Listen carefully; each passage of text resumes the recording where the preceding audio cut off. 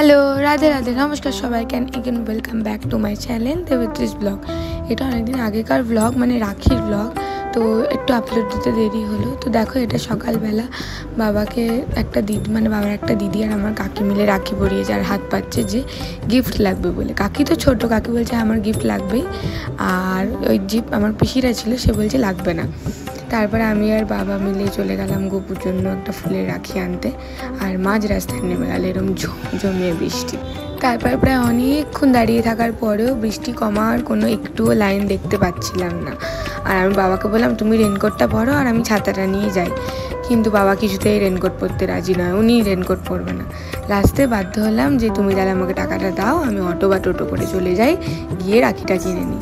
তারপর যেমন ভাবনা তেমন ডিসিশন, একটা অটো করে চলে আসি আমি আমাদের বেড়াচাপায়। আর এসে দেখি এটা তো পুরো সমুদ্র হয়ে গেছে। তারপর সেখান থেকে কিছু কিছু জিনিস কিনে আমি সোজা চলে যাই বাড়িতে। এই বৃষ্টি মাথায় আর কোথাও দাঁড়াতে ইচ্ছা করছিল না।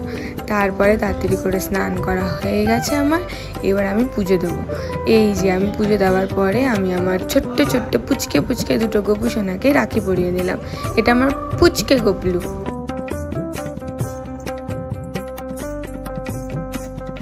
জানো তো একটা কথা, আমাদের না রাখি বা ভাইফোঁটা কিছুই নেই অ্যাকচুয়ালি।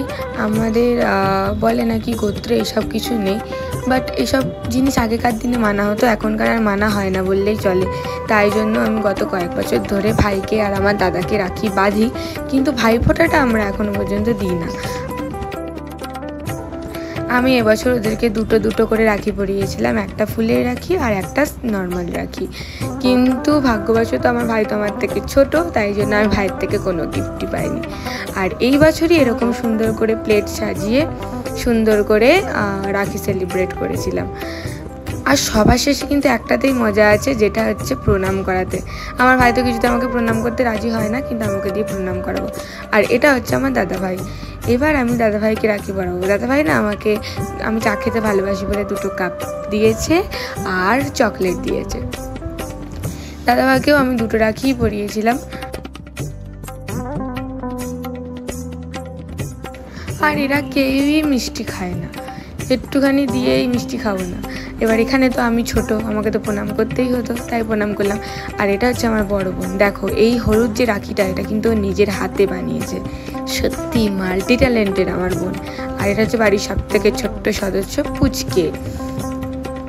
আমার রাখি বাঁধার পরে আমার সব বোনেরা এক এক করে রাখি পড়ছিল। এটা হচ্ছে আমার মানে মেজো বোনের পরের বোনটা, আমি বড়, তারপরে আমার মেজো বোন, তারপরে আমার ছোট বোন। এইটা হচ্ছে আমাদের বাড়ির সব থেকে ছোট সদস্য পুচকে। পুচকের আবার কিছুদিন পর জন্মদিন ছিল, সেই ব্লগটাও তোমাদের সাথে আপলোড করেছি। তো এইটাই হচ্ছে রাখি সেলিব্রেট ছিল। তারপরে আমি আমার সব বোনদেরও রাখি পরিয়েছিলাম, কারণ আমরা বোনের সংখ্যা আমাদের বাড়িতে বেশি, তো আমি চাই যে আমরা সবাই একসাথে সারা জীবন থাকি। এই রাখি সুতোর মতো বন্ধন যেন আমাদের মধ্যে সব সময় থাকে।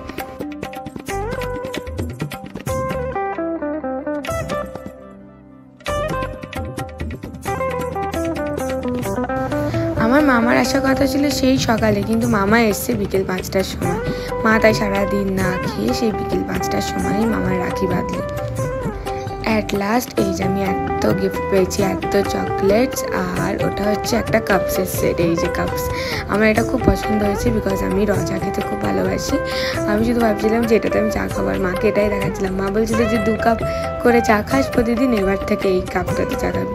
তো আজকে ব্লগটা এইটুকুই ছিল, এছাড়া আর বেশি কিছু ছিল না। তারপরে আমরা দুপুরে খাওয়া দাওয়া করেছি। তারপরে আমার কাছে যারা নাচ শেখে তারাও আমাকে এই বছর রাখি পরিয়েছিল, পিচ্ছি পিচ্ছিগুলো। ওরা তো আর বাঁধতে পারে না ঠিক করে। তারপর আমি চলে গেছিলাম পড়াতে, এই পুচকেটাকে আমি পড়াই, আর এত নাটক করে বাবা রে বাবা ঘুমে। তো আজকে ব্লগটা এইটুকুই, সবার সাথে দেখা হবে নেক্সট ব্লগে। টাটা, বাই।